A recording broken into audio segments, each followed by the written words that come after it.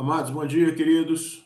Que a graça e a paz de nosso Senhor Jesus Cristo esteja com cada um de nós, amados, nessa manhã, dia 12 de março. E nessa semana, nós estamos tratando, queridos, do reino de Deus. Nós temos visto que existem alguns valores que são eternos.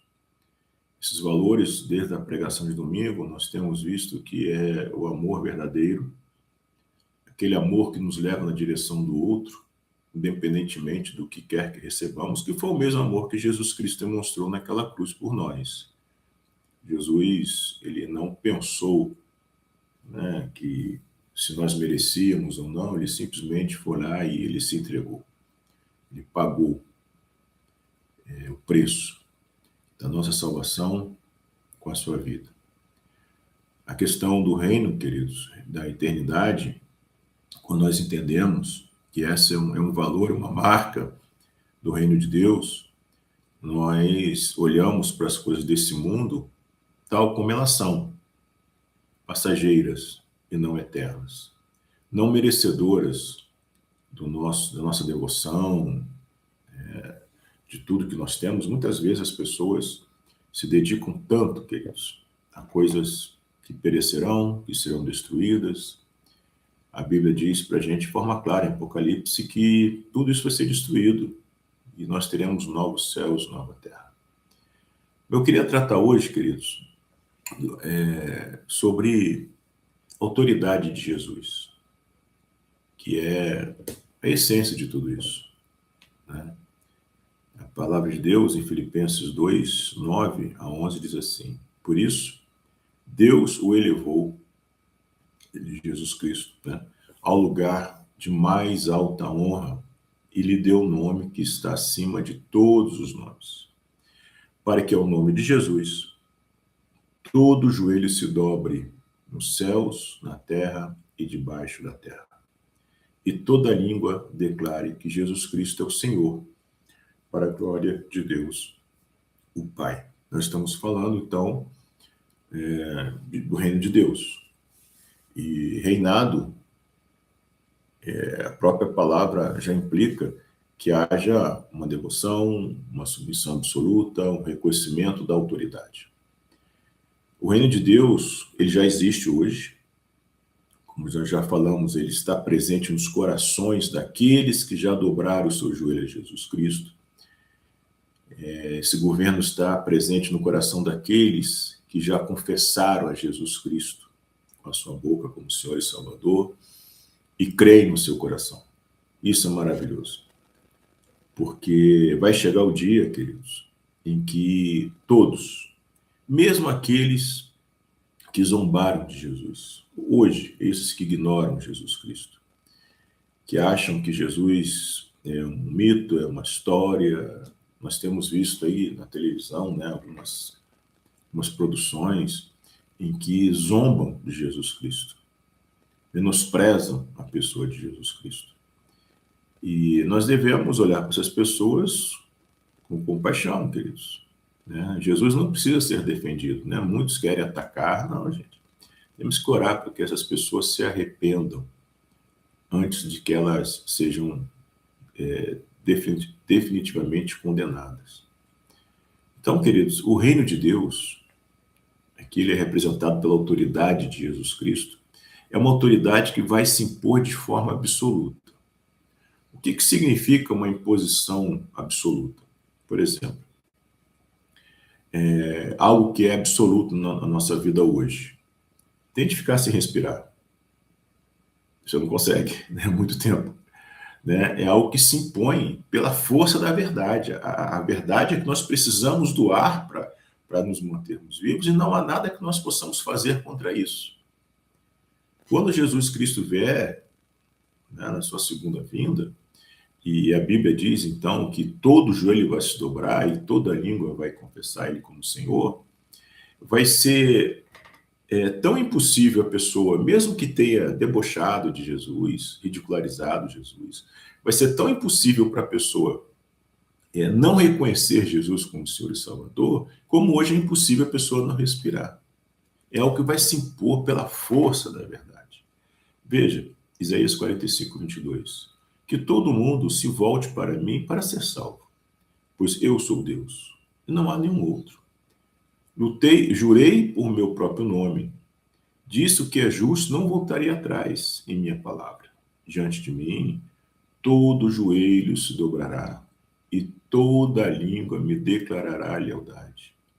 O povo dirá: o Senhor é a única fonte de minha justiça e força, e todos que contra ele se iraram virão até ele e serão envergonhados. Então, mas nós precisamos pensar sobre a natureza do reino de Deus, sobre a autoridade, sobre a soberania. Isso é muito útil, queridos, para os dias atuais, porque muitas vezes alguns, né, fraquejam na fé, porque olham em volta e veem o ímpio prosperar. E então alguns pensam, mas se tantas pessoas estão vivendo bem sem Deus, zombando de Deus, aí talvez no íntimo de cada um as pessoas pensem, mas será que Deus está vendo isso? Será que Deus realmente ele é rei? Será que ele realmente ele é soberano sobre toda a criação? Né? Tantos ímpios, tanta gente fazendo mal e prosperando, e tantos justos morrendo. Essa dúvida ela pode surgir no coração de alguns e talvez por falta de uma compreensão das verdades que a gente está colocando aqui, a pessoa possa fraquejar na fé. E aqueles que não fraquejam na fé, que não têm essa dúvida, pode se fortalecer com essa verdade. A verdade, queridos, é que no tempo de Deus, todos serão julgados. No tempo de Deus, a autoridade será absoluta. Por que ela não é demonstrada de forma absoluta hoje, agora? Porque no dia em que Deus demonstrar a sua autoridade de forma absoluta, será o fim de todas as coisas. Não haverá mais espaço para arrependimento, para se voltar para Deus. É por isso que Deus, na sua longanimidade, ele dá esse tempo para que as pessoas se arrependam. Porque vai chegar o dia que todo mundo vai prestar conta diante dele. Esse dia já está marcado na agenda de Deus.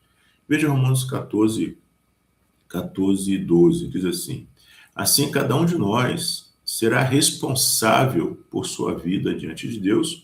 E um versículo anterior, Romanos 14, 11, diz: as escrituras dizem, tão certo como eu vivo, diz o Senhor, todo joelho se dobrará para mim, e toda língua declarará lealdade a Deus. Veja que afirmação, né, gente? Tão certo como eu vivo. Qual é a força dessa verdade, né? Deus falando em primeira pessoa, tão certo como eu vivo. Ou seja, tão certo quanto existem todas as coisas. Hoje nós olhamos, nós vemos a criação, nós vemos as pessoas vivendo, respirando, a Terra girando em torno do Sol, né, a Lua funcionando, as marés, a gravidade, a pressão, a temperatura toda adequada à nossa vida. Tudo isso representa a força da verdade de que Deus ele criou, ele mantém e que tudo isso um dia vai deixar de existir. E essa força, né, dessa verdade que Jesus é o Senhor será absoluta. E todo mundo terá que declarar, né, lealdade a Deus. Então, amados, estejamos do lado certo da história. A reflexão é essa, né, que eu queria que a gente pudesse pensar, né? Vamos realmente reconhecer Jesus como Senhor e Salvador, nosso Senhor, até porque ele não é Salvador se ele não for o Senhor, mas reconhecermos de forma verdadeira, né? Estejamos no caminho, Jesus é o caminho, né, João 14,6, não à beira do caminho, como alguns andam, né? Precisamos reconhecer Jesus como Senhor agora, mas assim, de forma verdadeira mesmo, né, gente?